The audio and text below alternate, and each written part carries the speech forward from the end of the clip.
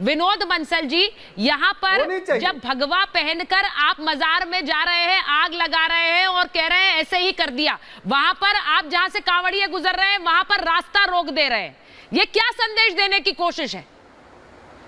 सत्ता जी देखिए, वो जो कहा कि सोची रणनीति और दंगा भड़काने की जो पुरानी इनकी मानसिकता है, वो मानसिकता आज योगी जी की पुलिस ने एक्सपोज कर दी है। आप देखिए, सबसे पहले तो मैं आपके डिबेट में साधुवाद दूंगा यूपी पुलिस को और पूजनीय योगी आदित्यनाथ जी के कर्मठ तंत्र को, जिसने के एक बहुत बड़ा हादसा, बहुत बड़ा दंगा और बहुत बड़ा फसाद होने से उनको बचा लिया। और दूसरी बात, इन सारे जो आदिल हो या कमाल हो, इनको सबको अंदर कर दिया। लेकिन एक बड़ी बात देखिए ना कि दो भाईजान, 3 षड्यंत्र, एक तरह का व्यवहार और सीधा सीधा देश को जलाने का काम। आप देखिए कि ये जो है, इन पर कोई नहीं बोलेगा कि आखिरकार ये दो भाईजानों का षड्यंत्र जो एक नहीं है।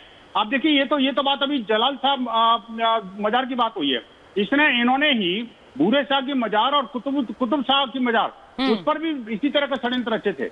और एक और बात बताऊंगा आपको मैं, इसी तरह के षड्यंत्र जो अभी ये कह रहे थे आपके दूसरे जो पहले पैनलिस्ट, कभी जो लुलू माल में जो हुआ, लुलू माल में कोई षड्यंत्र नहीं था। देखिए, वहां मोहम्मद रियान, आफ्ताब खान, लोकमान और मोहम्मद नौमान ये अरेस्ट हो चुके हैं। ये मत सोचिए कि वो कोई भाग जाएगा। अभी उत्तर प्रदेश की योगी सरकार है, ये भागने नहीं देगी किसी को भी, निश्चिंत रहना। अब देखिए कि ये जो षड्यंत्र हैं, किसी की फेसबुक पोस्ट का या ये जो इंस्टाग्राम के पोस्ट को सहारा लेकर के और षड्यंत्र रचते हैं किसी का गला काट प्रतियोगिता में भाग लेने के लिए। आप देखिएगा, कल जो है मध्य प्रदेश की राजधानी भोपाल के अंदर एक युवा को और सरतन से जुदा कर दिया कल।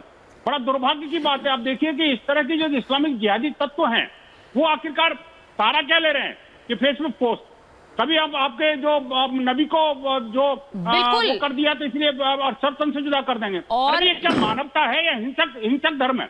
आप ये बताइए। नहीं, सर देखिए, नहीं, एक मिनट विनोद जी ऐसी ब्लैंकेट टिप्पणी मत करिए, ब्लैंकेट टिप्पणी मत करिए, जो घटना है उस पर बोलिए सर। मैं इसलिए बोल रही हूँ क्योंकि मैं घटना की बात कर रहा हूँ। देखिए, मैं घटना की बात कर रहा हूँ, ये धर्म नहीं है। ये अगर कोई पैगंबर मोहम्मद साहब के नाम पर, नहीं, मैं आपसे फिर कह रही हूँ कि ब्लैंकेट स्टेटमेंट नहीं है सर। नहीं विनोद जी, ब्लैंकेट स्टेटमेंट नहीं। ममता जी और जवाद जी को लीजिए, ममता जी और जवाद जी को लीजिए, मैं वापस आऊंगी। जवाद साहब मुझे बताइए जरा, मुझे जरा बताइए, ये जो रास्ता रोका गया, भाई कांवड़िए जिस रास्ते से गुजरते हैं और हर साल गुजरते हैं, वहां पर रास्ता रोक दिया गया, आमने सामने आ गए, पुलिस को आना पड़ा, फिर कहना पड़ा कि भाई यहाँ से रास्ता है, रूट है, फिर निकाला गया। ये क्या हो रहा है?